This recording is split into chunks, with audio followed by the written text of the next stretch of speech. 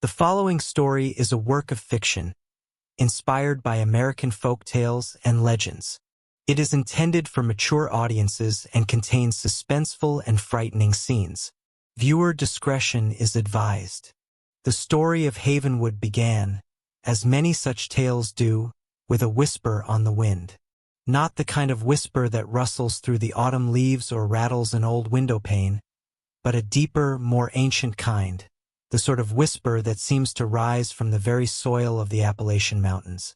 In the small, sleepy town of Harmony Creek, North Carolina, nestled in a valley carved by time and river, such whispers were the currency of local legend.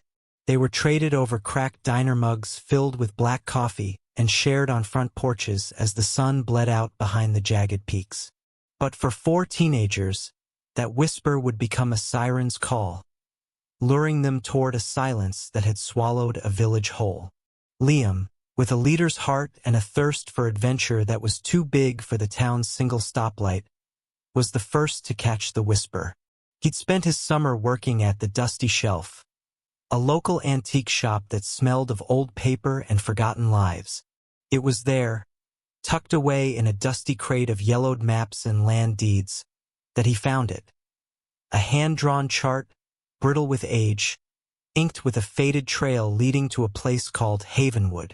The name itself was a ghost, absent from any modern map, a phantom on the tongue of local history. The shop's owner, a man whose wrinkles held more stories than his books, simply shook his head when Liam asked about it. "Some places are best left forgotten, son," he'd rasped, his voice as dry as old parchment. "Some doors are meant to stay closed." But for a 17-year-old boy in a town where the most exciting event was the annual county fair, a closed door was an invitation. He brought the map to his friends, a small, tight-knit circle bound by the shared boredom of small-town life. There was Maya, a pragmatist with a camera always slung around her neck, her lens a shield against anything that couldn't be explained by science or logic. She was the skeptic, the anchor that kept their wilder ideas from drifting into pure fantasy. Then there was Ben, a tech enthusiast whose backpack was a jumble of wires, batteries, and recording devices. He believed that every ghost story, every urban legend, had a rational electronic explanation, and he was determined to be the one to find it. Finally, there was Chloe, quiet and observant, an empath whose sensitivity made her feel the world more deeply than most. She saw the map not as an adventure, but as a story soaked in sorrow, a feeling that settled in her chest like a cold stone. The legend they managed to piece together from fragmented whispers and old newspaper clippings was thin but chilling. Havenwood was a small, prosperous logging village that had thrived in the early 1900s, deep within the forest that now bordered their town. Then, one day, it simply vanished. Not in a fire, not in a flood, but from memory, from maps, from history itself.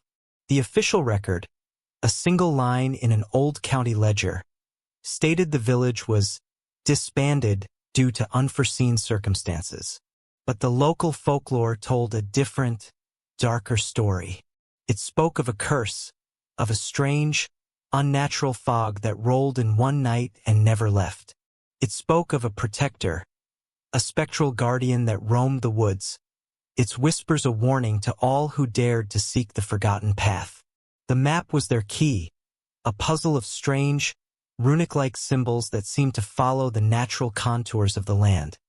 A creek, a ridge, a cluster of ancient oaks.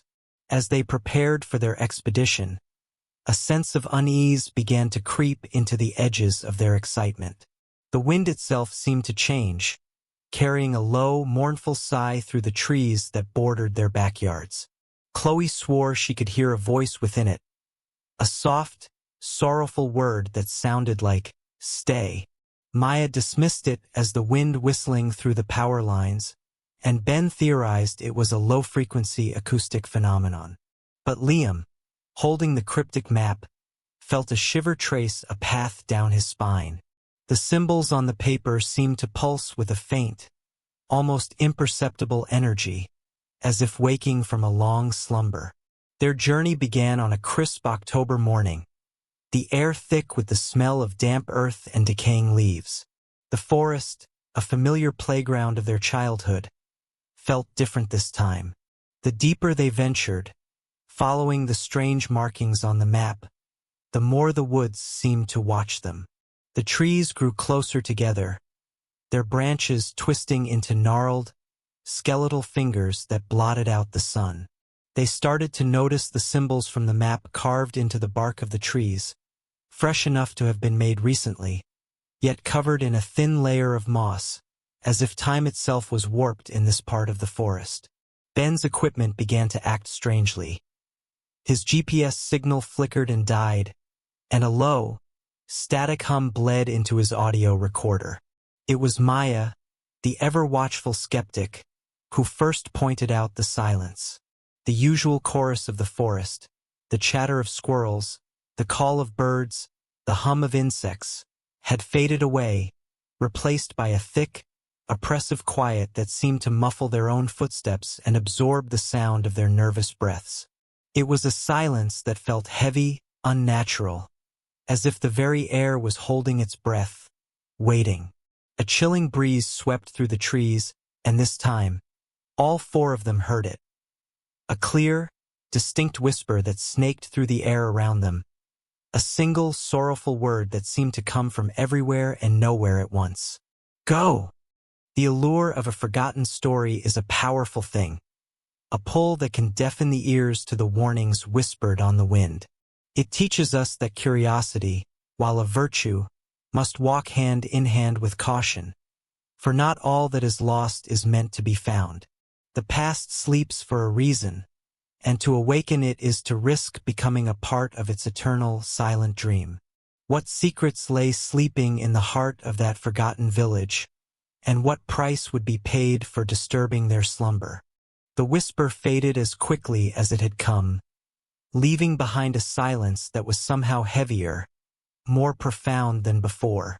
For a long moment, the four friends stood frozen, their adventure suddenly feeling less like a treasure hunt and more like trespassing. Ben fumbled with his audio recorder, his fingers clumsy with a sudden chill. He rewound the last few seconds of tape, his brow furrowed in concentration. "Did you guys hear that?" he asked, his voice a little too loud in the dead quiet. The playback hissed with static, the sound of their own footsteps, and then nothing. The whisper, so clear and chilling in the open air, had left no trace on his device. It was as if the forest itself had spoken directly to their minds, bypassing the need for sound waves. Maya, ever the rationalist, was the first to break the spell. "It's just the wind," she said, her voice tight, betraying her forced composure. "The way it moves through these narrow gaps in the trees can create weird acoustics. It's called a soundscape anomaly." She lifted her camera, snapping a picture of the gnarled canopy above, the click of the shutter echoing unnaturally in the stillness. But her explanation felt hollow, a thin blanket thrown over a chilling truth. Liam, clutching the aged map, looked at Chloe. Her face was pale, her eyes wide with a fear that seemed to see beyond the trees. "It wasn't the wind," she whispered, her gaze fixed on a point in the shadowy woods just past Liam's shoulder. "It was sad. It was begging us to leave." Despite the palpable fear that now hung in the air, the pull of the mystery was stronger. Turning back now felt like admitting defeat, like letting the ghost stories of Harmony Creek win. With a shared, unspoken agreement, they pushed forward, their pace quickening as if to outrun the unease that followed them. The strange, moss-covered symbols carved into the trees became their only guide, leading them off the barely their trail and into the deeper, untamed parts of the woods. The forest floor grew soft and spongy with centuries of fallen leaves, swallowing the sound of their steps and adding to the eerie quiet. The air grew thick and humid, clinging to their skin like a damp shroud, though the temperature was dropping with the approaching dusk. They had been walking for what felt like hours when Ben, who was scanning the ground with a handheld EMF meter, let out a sharp gasp. Half buried in the moss and tangled roots at the base of an ancient oak was a stone marker, gray and weathered by time. They knelt, using their hands to clear away the dirt and ivy. Faintly etched into the stone were two words, their letters worn smooth by wind and rain. Havenwood Boundary. A thrill, cold and sharp, cut through their fear. It was real. The forgotten village wasn't just a story whispered by old-timers. It was a real place, and they were standing at its very edge. The EMF meter in Ben's hand began to buzz, its needle twitching erratically as he held it over the stone. "There's a weird energy field here," he murmured, his eyes alight with a mixture of scientific curiosity and primal fear. "It's not magnetic, not electrical. I've never seen anything like it." As they crossed the invisible line marked by the stone, the character of the forest shifted once more. The trees, a mix of oak and pine before, gave way to a uniform, silent legion of towering firs, their dark branches so tightly woven together that they created a perpetual twilight, even in the middle of the afternoon. The trail of carved symbols vanished, replaced by something far stranger. Small, deliberate piles of stones, cairns, began to appear, arranged in a deliberate spiraling pattern that drew them deeper into the gloom.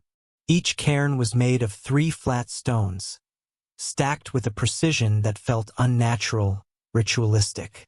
Maya photographed them obsessively, her scientific mind racing to find a logical explanation. Were they trail markers left by old loggers? A forgotten ritual of a native tribe?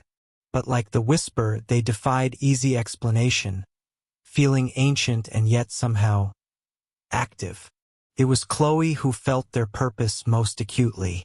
With each cairn they passed, the sense of sorrow she'd felt earlier intensified, blooming in her chest until it was a physical ache. She felt an overwhelming presence of grief, of a community locked in a moment of shared, unending mourning. As Ben knelt to examine one of the stone piles, his recorder, which he'd left running, suddenly picked up a faint, melodic sound. It wasn't there in the air around them, only on the recording. A ghostly, ethereal choir singing a hymn without words, a melody steeped in a sadness so profound it was almost beautiful. The sound was distorted, as if drifting across a vast distance of time, a faint echo of a long-extinguished song. The spiraling path of stones led them to a small clearing. And there, as the last rays of the sun struggled to pierce the dense canopy, they saw it. A weathered, hand-carved wooden sign, half swallowed by the creeping ivy that seemed to consume everything in this place. The words painted on it were faded but legible, a chilling welcome and a cryptic warning. "Welcome to Havenwood. The woods watch over us." Beyond the sign, through a curtain of swirling, low-lying mist that coiled around the tree trunks like spectral snakes, they could just make out the dark, silent shapes of buildings. The village. They had found it. The air grew instantly colder, the unnatural silence replaced by the faint, mournful hymn that now seemed to leak from Ben's recorder into the air around them. There are lines that should not be crossed, boundaries set not by fences or walls, but by the weight of memory and the warnings of the unseen. To ignore them is to show a lack of respect not for the dead, but for the delicate balance between their world and ours. They had been warned by the wind, by the silence, and by the stones, yet they had walked on. Now, standing at the precipice of a place that time had tried to erase, they were no longer just adventurers. They were intruders, and as the mist swirled around their ankles, they couldn't shake the feeling that the woods were indeed watching, and that they were not at all pleased with what they saw. The mist that guarded the entrance to Havenwood was no ordinary fog. It was a cold, living thing that coiled around their ankles and climbed their legs, seeping a damp chill straight into their bones. Stepping past the weathered sign felt like crossing a threshold into another world. A world where the air was thick with unspoken grief, and the silence was a story in itself. Before them lay the main street of Havenwood, a single muddy lane flanked by dark, stoic log structures that sagged under the weight of a century of solitude. It was a ghost of a village, perfectly preserved and yet utterly dead. The first thing that struck them was the impossible state of the place. The buildings, though warped and blackened with age, were still standing, their windows like vacant eyes staring out into the perpetual twilight.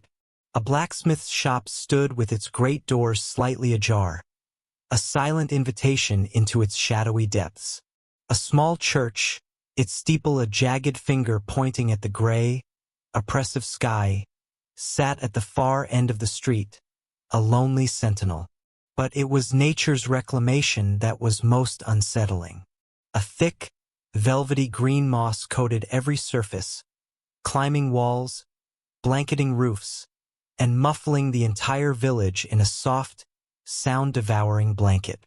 Ivy, as thick as a man's arm, snaked across the ground and up the walls, a web of living veins holding the dead village together. It was as if the forest had not simply grown over the village, but had actively consumed it, digesting it into its own ancient being.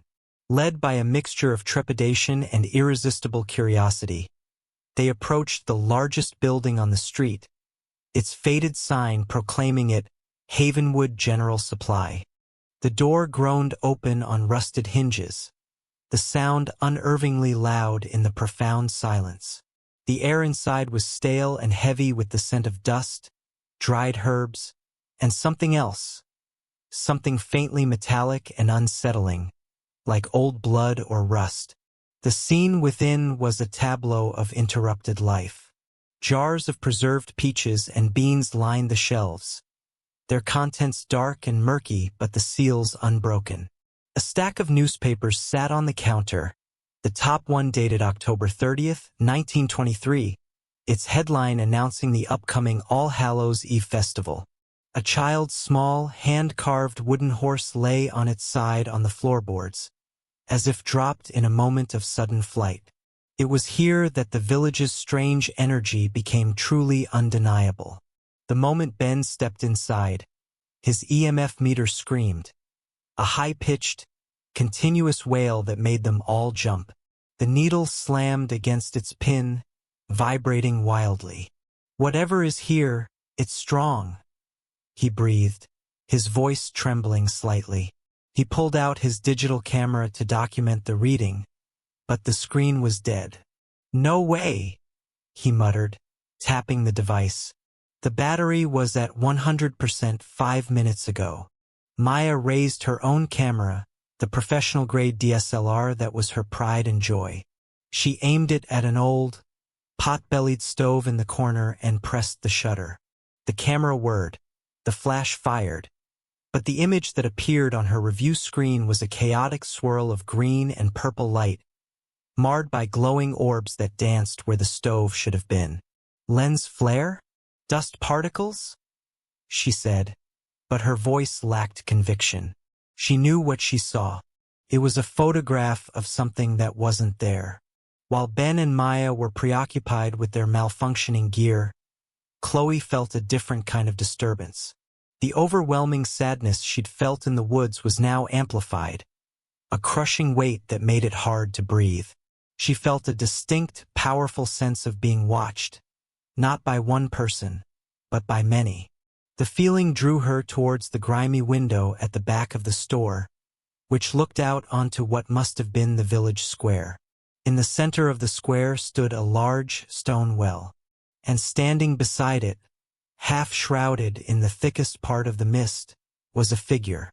It was tall and unnaturally thin, its form indistinct and wavering, like a heat haze on a summer road.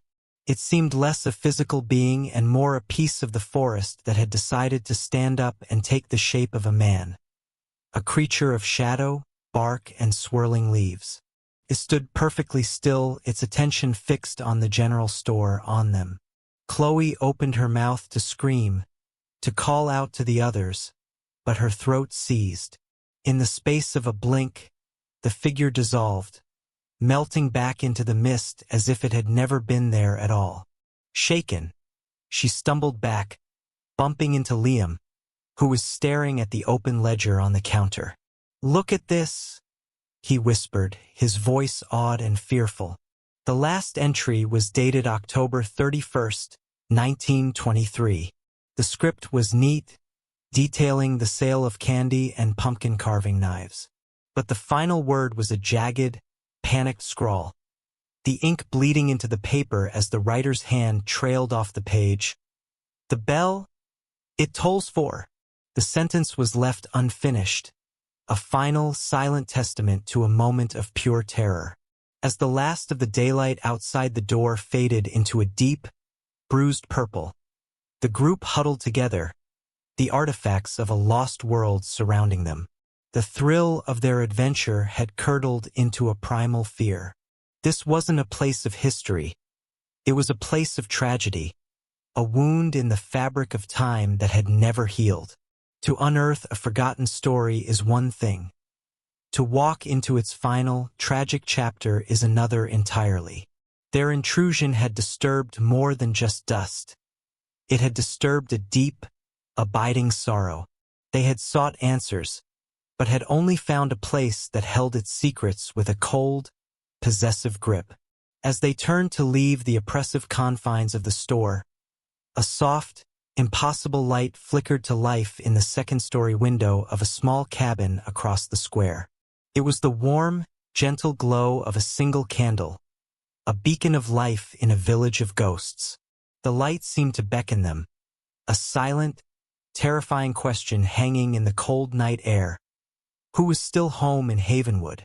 The candle's glow was a paradox, a single point of warmth in a landscape of profound, chilling cold. It flickered in the window of a small, two-story cabin that stood slightly apart from the others, nestled near the edge of the woods.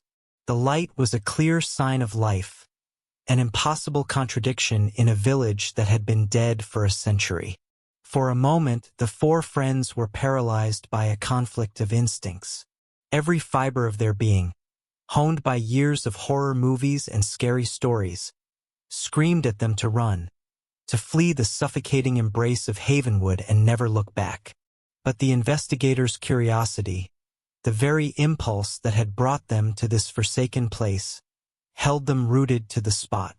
Who had lit that candle? Was it a squatter? Another explorer? Or was it something else entirely? "We have to check it out," Liam said, his voice a low, determined whisper that cut through the group's terrified silence. He was the leader, and his resolve, though laced with fear, was contagious. Maya, despite the logical part of her brain telling her it was a terrible idea, found herself nodding. Her camera had failed her, but her eyes were still a reliable tool, and the need to document, to understand, was overwhelming. "It could be a reflection," she offered weakly, knowing it was a lie.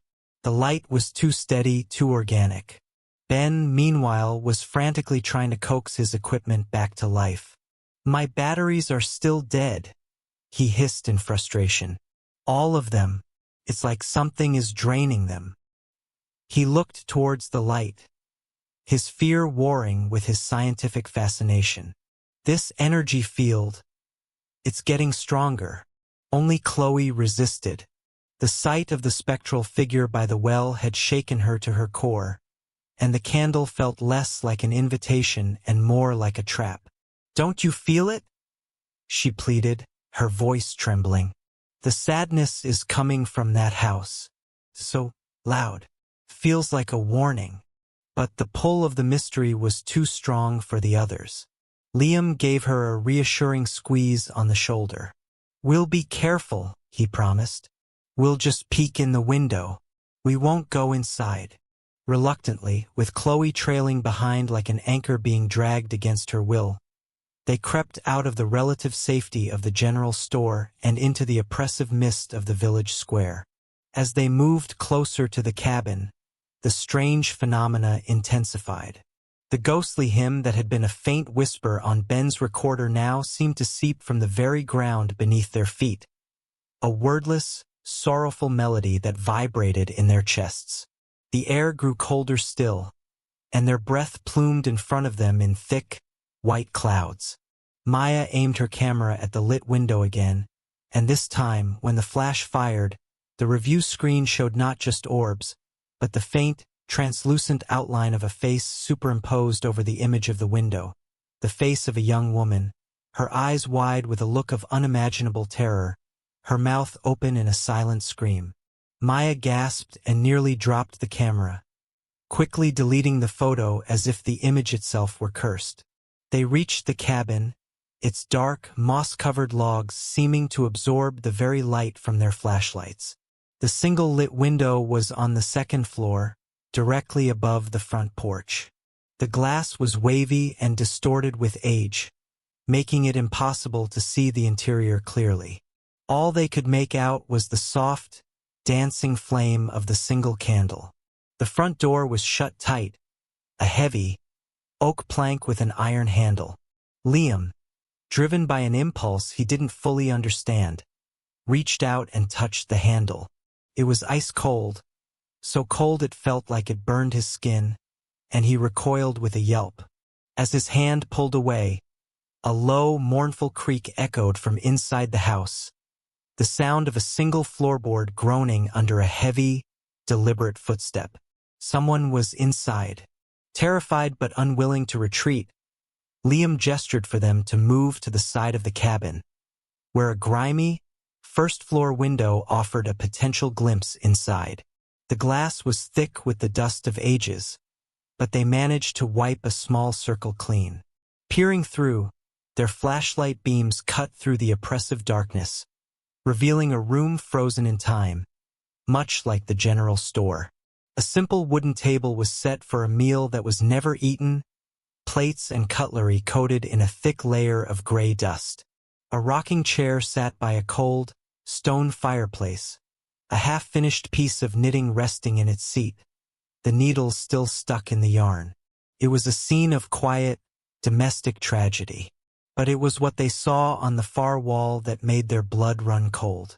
Scrawled across the plaster in what looked like charcoal or soot were hundreds of repeating symbols, the same strange, runic markings they had followed on the map and seen carved into the trees.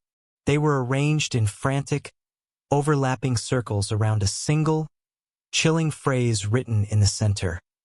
"It sees all, hears all, keeps us all." As their lights traced over the words, another sound echoed from the floor above them, the soft, rhythmic creak of the rocking chair, as if someone had just sat down. And then, extinguishing the last of their courage, the candle in the window upstairs snuffed out, plunging the world back into absolute, terrifying darkness. Respect for the unknown is a lesson often learned too late. A closed door, a forgotten path, a light in a dark window. These are not always invitations to explore, but warnings to stay away. The village of Havenwood was not merely abandoned. It was imprisoned, held captive by a sorrow and a presence they were only just beginning to comprehend.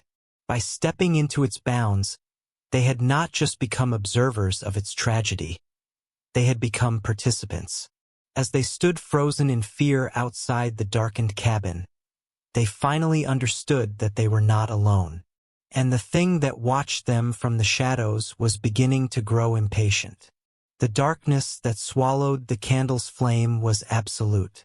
One moment, the soft glow had been a focal point, an anchor in the disorienting gloom. The next, it was gone, and the oppressive blackness of the forgotten village rushed in to fill the void. The sound of the rocking chair from the room above them stopped, replaced by a profound and listening silence that was somehow more terrifying than any noise. For a heartbeat, the four friends were statues carved from fear, their flashlight beams trembling, cutting frantic, useless patterns into the night. Then the spell broke. "Run!" Liam choked out, the single word shattering the paralysis. There was no discussion, no debate. The instinct for survival took over, raw and primal. They turned from the cabin and fled, stumbling blindly back towards the main street. The thick, swirling mist seemed to fight them, its cold, damp tendrils clinging to their clothes and faces, muffling their panicked gasps for air. The village, which had been so unervingly still just moments before, now seemed to stir with a malevolent life. As they scrambled past the silent, moss-covered buildings, the sounds began. A door on the blacksmith's shop, which had been firmly shut, groaned open with a long, drawn-out shriek of rusted metal. From the second story of the general store, a shutter slammed shut with a sharp crack that echoed like a gunshot through the square. It was a symphony of ghosts, a chorus of unseen hands reaching out from the past. Maya, running with her camera clutched to her chest like a shield, caught fleeting glimpses of movement in the corner of her eye. Pale, indistinct shapes that vanished the moment she tried to focus on them. Ben, his dead equipment bouncing uselessly in his backpack, could hear whispers swirling in the air around them, too faint to be understood but sharp enough to feel like needles against his eardrums. The sorrowful hymn that had permeated the air was changing, its melody twisting into something discordant and menacing, a funeral dirge that had soured into a threat. Their chaotic retreat was brought to a sudden, heart-stopping halt. Standing in the middle of the path that led out of the village, the same path they had followed in, was the figure Chloe had seen by the well. It was clearer now, its form coalescing from the mist and shadows. A tall, gaunt entity that seemed woven from bark, roots, and the deep, dark soil of the ancient forest. It had no face, only a smooth, dark surface where one should be, yet they felt its gaze upon them, a gaze of cold, timeless anger. It raised a long, branch-like arm, not in a gesture of violence, but of authority, a silent command that they would go no further. As it stood there, a guardian at the edge of its forgotten domain, Ben's audio recorder, which he had left on in his pack, suddenly crackled to life. A voice, deep and resonant as the groaning of an old tree, spoke a single, clear word from the device's small speaker: "Mine."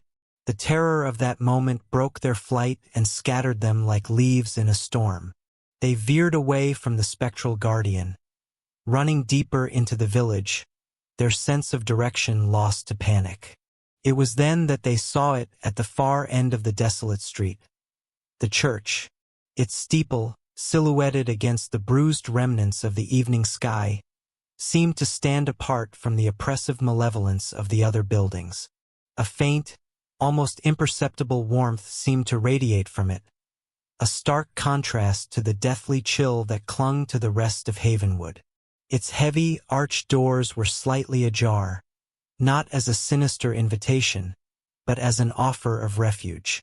In their desperation, it was a beacon of hope, a sanctuary in a haunted world.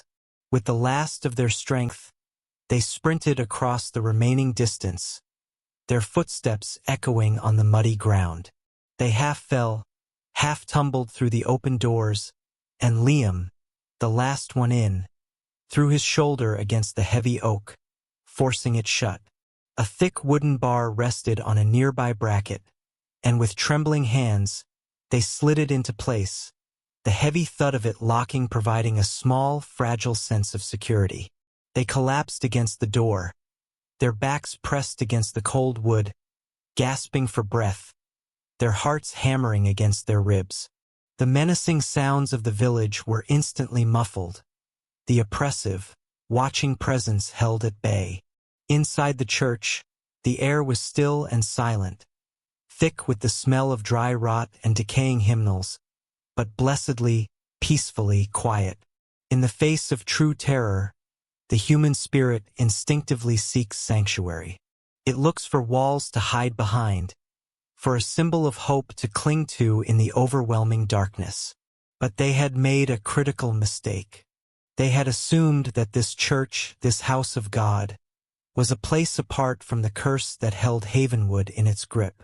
They failed to consider that in a place so thoroughly consumed by a single powerful entity, nothing is truly separate. A cage, even one that feels like a refuge, is still a cage. As their breathing slowed and their eyes adjusted to the gloom of the church's interior, they looked around at their newfound sanctuary, unaware that they had not escaped the trap, but had merely fled to its very heart. The silence within the church was a stark contrast to the cacophony of spectral chaos they had just escaped. For a long, breathless minute, the four friends simply leaned against the heavy, barred door, the solid oak a comfort against their backs. The air inside was cool and musty, a tomb of forgotten prayers. Dust motes, thick as insects, danced in the narrow beams of their flashlights, revealing rows of simple wooden pews, a bare stone altar, and at the far end of the sanctuary, a series of tall, stained glass windows. As their heart rates began to return to something resembling normal, a new kind of dread began to settle in, a quiet, ecclesiastical horror. The silence here wasn't peaceful. It was watchful. Slowly, cautiously, they began to explore their sanctuary. The church was a single, cavernous room, the ceiling lost in shadows far above them. Unlike the churches they knew, there were no crosses on the walls, no statues of saints in the corners. The stained glass windows, when they illuminated them, depicted not biblical scenes, but images of the forest. Towering fir trees, a winding river, a stag standing proudly on a cliff's edge. It was a temple built to deify the wilderness itself. It was both beautiful and deeply unsettling, a house of worship dedicated to the very woods that now held them prisoner. At the front of the church, on a simple stone pulpit, lay a single leather-bound book.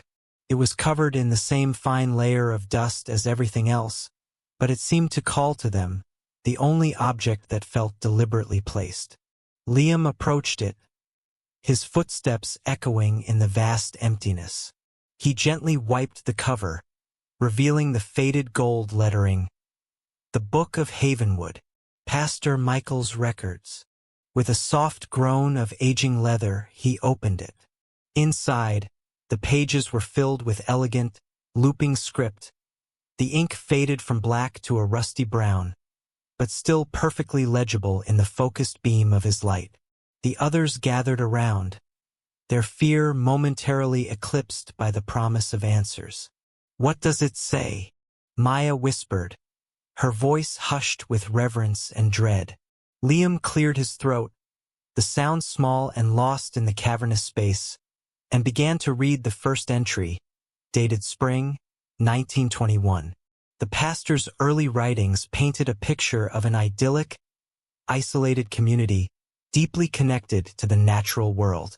He wrote of the villagers' belief in the heart of the wood, a spirit or entity they believed resided in the ancient forest, granting them prosperity in exchange for their respect. They didn't worship it in a traditional sense, but they revered it, leaving offerings and never taking more lumber than the forest could spare. "We are guests in its cathedral," the pastor had written. "Our lives are a testament to its generosity. We thrive because we live in balance." As Liam turned the pages, however, the tone of the entries began to shift. In the summer of 1923, the pastor wrote of a sickness, a pale wasting that fell upon the village, starting with the children. It was a strange, inexplicable illness that left its victims weak and listless, draining the life from them slowly. Doctors from the nearest towns were baffled. Desperation began to curdle the community's gentle faith. The pastor's script grew more hurried, more agitated. He wrote of a splinter group of villagers, led by a man named Silas, who argued that their reverence was no longer enough. The heart of the wood, they claimed, demanded a greater show of devotion to heal them. The next entry, dated October 30th, 1923, was almost illegible. The words scrawled across the page in a frantic, spidery hand. "They have done it," Liam read, his voice trembling as he channeled the pastor's century-old terror. "Against my counsel, against all that is sacred, Silas and his followers have performed the blood ritual at the old well. They believe a sacrifice of life will appease the heart, will buy back the health of our children. But they do not understand what they have awakened. The balance is broken. The air is cold. The forest does not feel generous anymore. It feels hungry." The final page contained only a few terrifying sentences, written in a jagged scrawl that spoke of utter panic. It was dated October 31st, just after nightfall. The fog came first, not a natural mist, but a shroud, thick and cold. It swallowed the moon. Now, the church bell. It tolls, but no one is in the belfry. Oh God, the sound. It is not a call to worship. It is a summons. The heart of the wood has sent its guardian, its protector. But it is not here to save us. It is here to keep us. It is taking us. The woods are taking us all. It tolls for. As Liam uttered the final, unfinished word, a sound exploded from the belfry directly above them. A sound so loud, so powerful, it felt like a physical blow. A single, deafening bong from the great iron bell shook the very foundations of the church, vibrating through the stone floor, up their spines, and into the marrow of their bones. The dust of 100 years rained down from the rafters. The profound, watchful silence of their sanctuary was irrevocably shattered. Desperate acts, born of fear and a desire to control the uncontrollable, often lead not to salvation, but to damnation. The villagers of Havenwood, in their attempt to bargain with a power they did not understand, had not paid a price for their lives. They had paid with their very souls. They had broken the sacred balance, and in doing so, had damned their home to an eternity of sorrow. Now, a century later, the bell tolled again. The newcomers had read the story, they had borne witness to the tragedy, and in doing so, they had just become the newest members of the congregation. The final, deafening reverberation of the bell faded, but the sound remained, imprinted on their minds and ringing in the hollow spaces of their bones.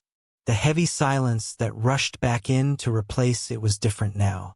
It was no longer empty.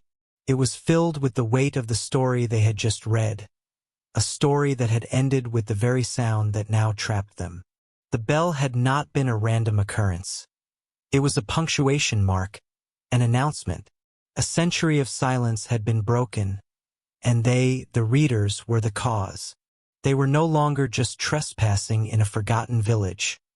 They had rung the bell for the start of the final, terrifying service.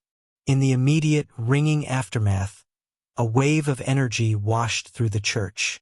Ben, who had been crouched over the pastor's journal with the others, cried out as the small screen of his audio recorder suddenly flared to life, its display glowing a brilliant, sickly green. The audio meter, which had been flat, was now a solid bar of red, indicating a sound so loud or a signal so powerful it was beyond the device's ability to measure. At the same time, Chloe staggered back, a hand pressed to her temples. "So much fear," she gasped, her eyes wide with a terror that wasn't entirely her own. "They're all so scared. They thought the church would save them." She wasn't just sensing an emotion anymore. She was experiencing a memory, a psychic echo of the villagers' last moments, unleashed by the tolling of the bell. A deep, unnatural cold began to bleed from the stone walls, far colder than the October night outside. Frost, delicate and crystalline as a spider's web, began to creep across the panes of the stained glass windows, obscuring the serene images of the forest with a cataract of ice. It was as if a supernatural winter was descending upon their small sanctuary. Then they began to appear. It started as a shimmer in the air, a distortion in the dust motes dancing in their flashlight beams.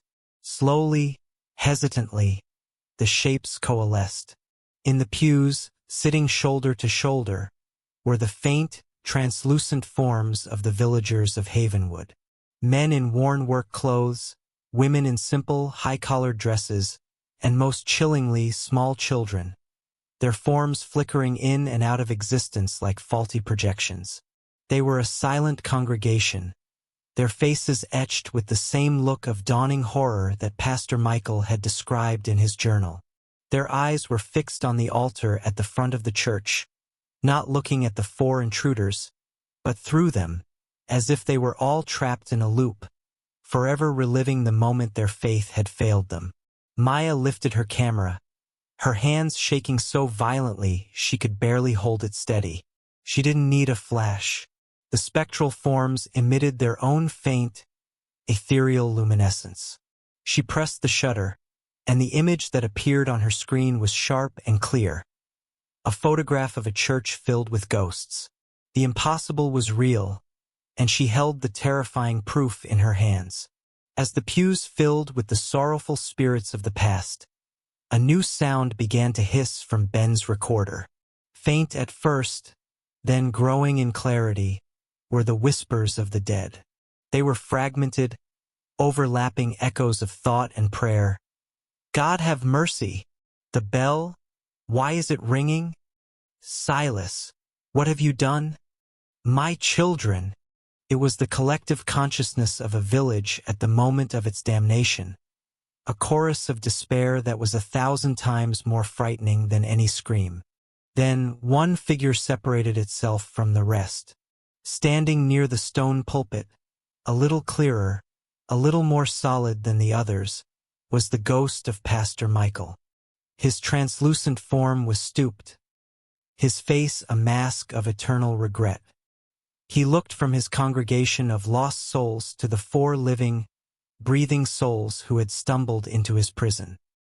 His gaze was not menacing, but filled with a profound pity. He raised a trembling, see-through hand, not towards them, but towards his open journal on the pulpit. Then, with a slow, deliberate movement, he turned and pointed a single spectral finger towards the largest of the stained glass windows, the one that depicted a dark, winding river flowing out from the heart of the woods and away from the village. The gesture was unmistakable. It wasn't an accusation. It was a clue, an escape route. As if this act of communication had broken some unspoken rule, the other spirits in the pews began to stir, their silent sorrow shifting into a low, agitated hum. The very air in the church grew heavy, charged with a sudden, jealous energy. And from outside, a new sound began. A deep, rhythmic thudding against the great oak doors. The guardian, the protector of the woods, knew they were inside. It knew they were communicating with its prisoners, and it wanted in. There is a terrible responsibility that comes with bearing witness to a tragedy. It is the burden of knowing. By reading the pastor's lament, they had learned the village's secret, and in doing so had become bound to its fate. Their sanctuary was now their stage, and the ghosts of Havenwood were their audience. The pastor's ghost had offered them a sliver of hope, a cryptic map in stained glass. But it was a hope that lay on the other side of a barred door, with a monster waiting just outside. The rhythmic, heavy thudding against the church doors grew more insistent, more violent with each impact. It wasn't the sound of a fist or a shoulder. It was the dead, solid thwump of a battering ram, as if the forest itself had uprooted a tree and was now using it to breach their sanctuary. Each blow shook the great oaken doors in their iron-strapped frame, and with every impact, the thick wooden bar that was their only protection groaned, threatening to splinter. The spectral congregation in the pews stirred, their translucent forms wavering and flickering like candle flames in a gale. Their collective, silent panic was a palpable force, a wave of psychic terror that washed over the 4 friends, threatening to drown them in a century of fear. "It knows we're here. It knows we talk to him," Ben yelled over the deafening noise, his eyes wide, fixed on the trembling doors.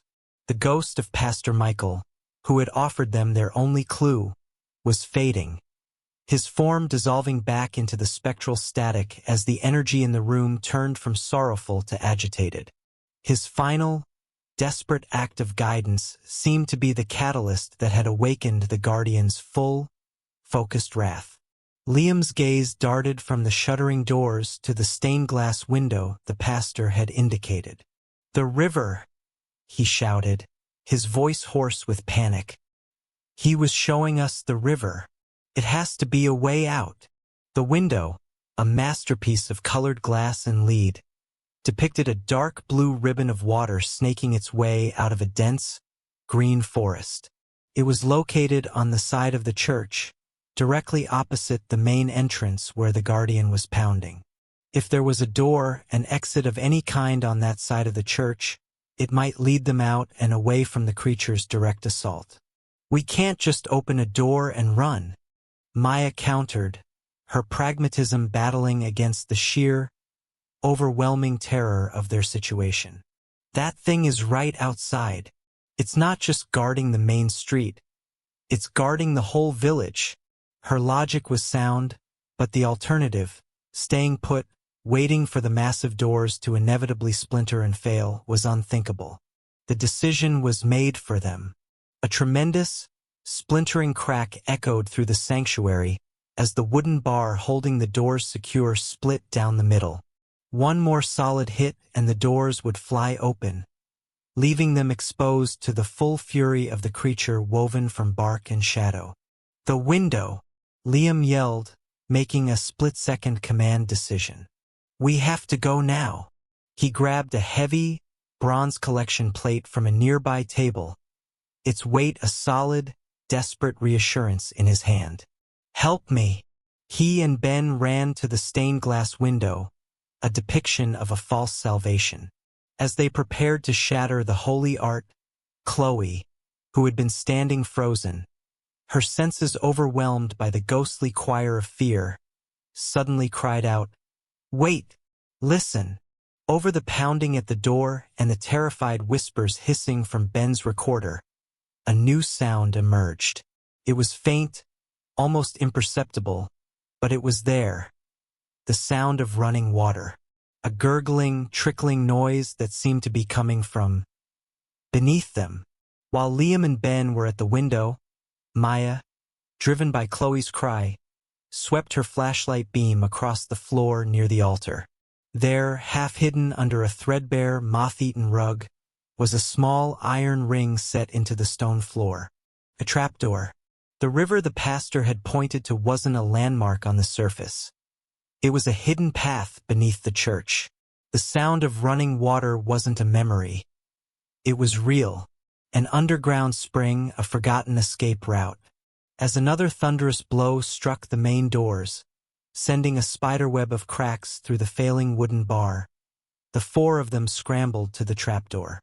They tore the rug away and pulled at the iron ring with all their combined strength. For a heart-stopping moment, it refused to budge, sealed shut by a century of disuse.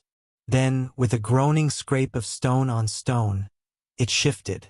They lifted the heavy stone slab, revealing a dark, narrow opening and a set of steep, moss-slicked stone steps descending into blackness.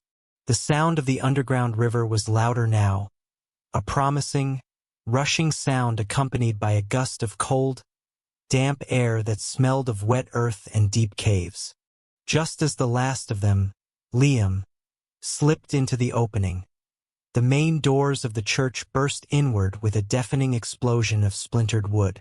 Framed in the gaping doorway, silhouetted against the swirling mist of the village, stood the Guardian. It was larger than it had appeared on the street, its form seeming to draw in the shadows and mist around it, growing in stature until it filled the entire archway. It took a single, heavy step into the church, its faceless gaze sweeping over the pews of terrified spirits, before it finally settled on the open trapdoor. With a final, shared effort, they pulled the heavy stone slab back into place from below, plunging them into absolute, echoing darkness just as the creature began to stalk across the church floor towards them. The last thing they heard before the stone sealed them in was a low, guttural growl that was not of any animal, but of the ancient, angry wood itself. Bravery is not the absence of fear, but the choice to act in spite of it. In the face of certain doom, they chose to trust in a ghost's cryptic gesture and a friend's intuition, a leap of faith into the unknown darkness below. They had escaped the Guardian's immediate grasp, but they had traded one prison for another. They were now in the deep, dark underbelly of Havenwood, in a place that had been sealed for 100 years, with the sound of an unseen river as their only guide and the relentless thud of a monster's footsteps echoing from the stone above their heads.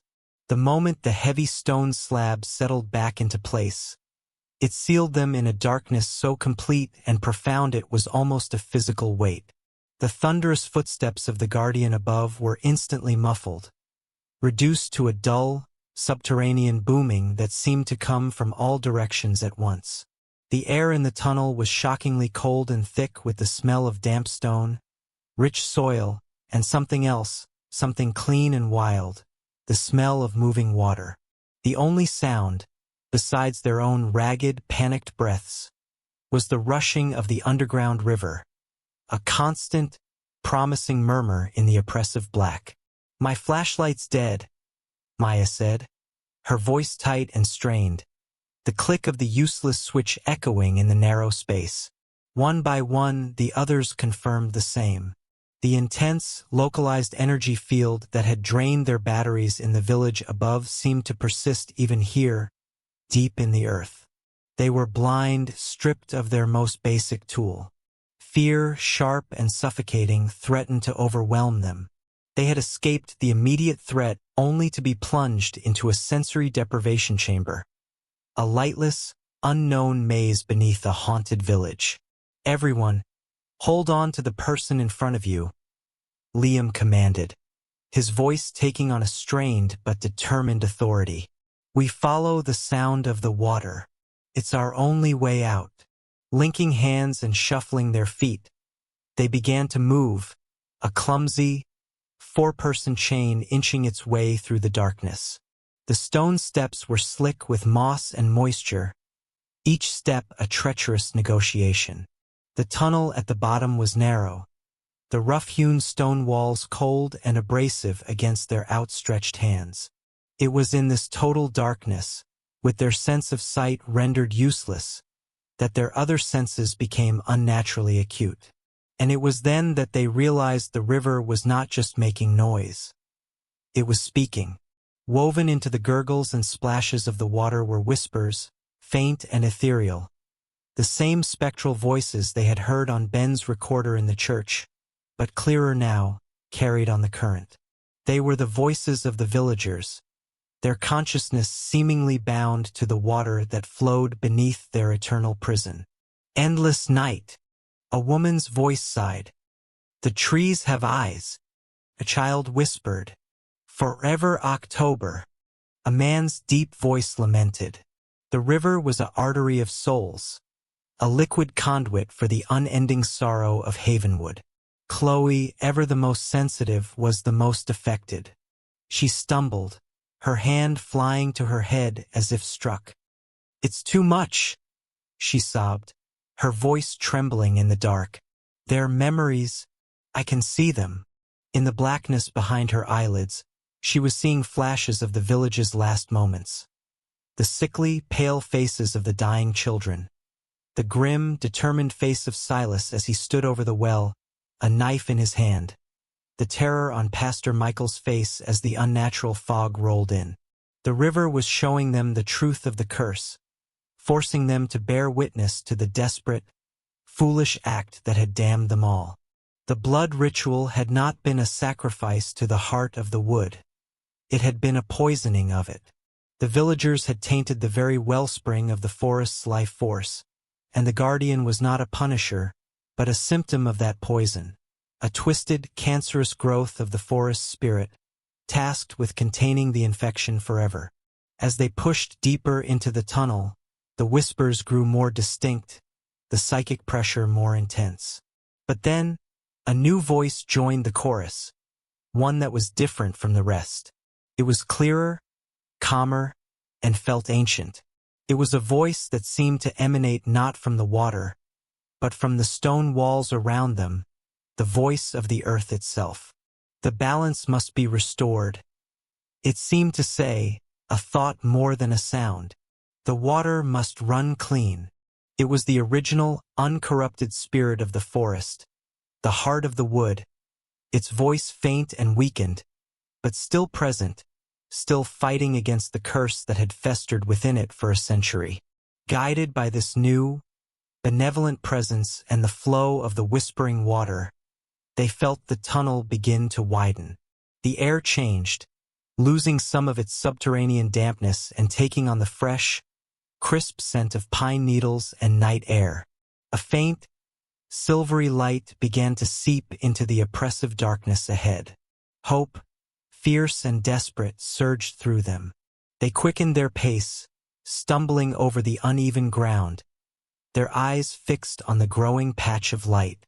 They emerged from a narrow cleft between two massive boulders, tumbling out onto a soft bed of pine needles at the edge of the forest. They were free. Above them, a brilliant, star-filled sky was unobscured by the cursed mist, the pale light of a crescent moon illuminating the woods with a gentle, silver glow. The sound of the river was loud and clear now, a small, fast-moving stream that tumbled out of the cave mouth and disappeared into the trees. They had followed it to the outside world, beyond the boundary of Havenwood's curse. Behind them, the forest from which they had emerged seemed unnaturally dark and silent, a wall of pure blackness against the moonlit landscape. The oppressive, watching feeling was gone, the air clean and free of sorrow. They had escaped, but the knowledge they now carried was a heavy burden. Honesty, not just with others but with the natural world, is a sacred trust. The villagers of Havenwood, in their desperation, had broken that trust. They had tried to lie to the forest, to cheat it, offering death in exchange for life, and in doing so had created a wound that could not heal. They learned that some actions can never be undone, and some debts can never be repaid, only contained. They were alive, they were free, but they knew that back in the perpetual twilight of the valley, the bell was silent once more, the guardian was at its post, and the whispers of the lost were still flowing in the dark, waiting for the day the balance could finally be restored. The first rays of dawn were painting the eastern sky in bruised shades of purple and soft, hopeful gray as they stumbled out of the deep woods and onto a familiar, gravelly logging road. The transition was jarring, a violent shift from one reality to another. One moment they were in a timeless, cursed place of spectral whispers and monstrous guardians. The next, they were greeted by the mundane, comforting sight of tire tracks and the distant, cheerful sound of a waking world. The chirp of a cardinal, the low hum of a truck on a faraway highway. They were alive. They were out. But the oppressive silence of Havenwood had followed them, lodging itself in their throats, rendering them speechless. They walked the last few miles back to the edge of Harmony Creek in a daze, a small, shattered procession of survivors. The rising sun cast long shadows behind them, and the ordinary world they had been so eager to escape just a day before now seemed overwhelmingly, painfully beautiful. The scratches on their arms from unseen branches and the deep, bone-aching chill in their bodies were the only immediate physical proof of their ordeal. The true evidence, the irrefutable data Ben and Maya had sought, was gone. When Ben finally summoned the courage to check his equipment, he found his audio recorder's memory completely wiped, filled with nothing but a soft, innocuous hiss. Maya's camera was worse. The memory card was corrupted, a digital ghost. The impossible photograph of the spectral congregation, the glowing orbs in the general store, All of it had been erased, claimed by the same force that held the village. All they had left was the brittle, cryptic map and a shared memory that felt more like a collective nightmare. This was the true, insidious nature of Havenwood's curse. It didn't just imprison its victims. It erased them from history, and it perfectly insulated its own reality by ensuring that any who escaped would have no way to prove it ever existed. They were left with a terrible truth that they could never share. For who would believe a story of a ghost village, a spectral guardian, and a river of souls? They would be met with ridicule, with disbelief, with accusations of lies or delusion. The secret of Havenwood was a poison for which there was no antidote, an isolating burden that was now theirs to carry alone. They stopped at the old, wooden bridge that marked the entrance to their town, the rising sun warming their faces. The four of them looked at each other, and in their exhausted, haunted eyes, a silent pact was made. There would be no YouTube video, no sensational story for the local paper, no breathless retelling to their friends. The story of Havenwood was not theirs to tell. It was a wound on the face of the world, and to speak of it would be to pick at the scab, to invite the infection to spread. Their silence would be an act of respect, a final offering to the sorrowful spirits they had left behind. Reaching into his backpack, Liam pulled out the aged map. Without a word, he took out a lighter, and they watched as the fragile paper curled, blackened, and turned to ash, the last physical tether to their nightmare carried away on the morning breeze. The adventure had changed them, carving away their youthful naivety and replacing it with a quiet, somber maturity. They had gone into the woods seeking a thrill, an escape from their ordinary lives, but they had found a profound and terrifying lesson. They learned that some places are forgotten for a reason, and some stories are left untold not because they are unimportant, but because they are too heavy to be carried by the living. They learned the true meaning of respect, not just for the living but for the dead, for the unseen, and for the delicate, sacred balance of the world. Their curiosity had led them to trespass on a place of immense sorrow, and while they had been shown a path out, they knew they would carry the scars of that trespass forever. In the weeks and months that followed, the four friends remained close, their bond forged not in shared joy, but in a shared, silent trauma. They were quieter, more thoughtful, their gazes often drifting towards the dark, brooding line of the mountains that framed their town. The residents of Harmony Creek simply saw four teenagers who had suddenly, inexplicably, grown up. But the four of them knew the truth.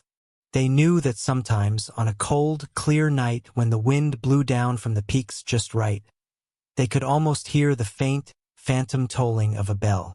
And sometimes, as Chloe would later confess to the others, when she drank a glass of clear, cold spring water, she could still hear the faintest whisper of a sorrow that was not her own, a chilling, eternal reminder that while they had escaped Havenwood, a small, sad part of that forgotten village would forever flow within them,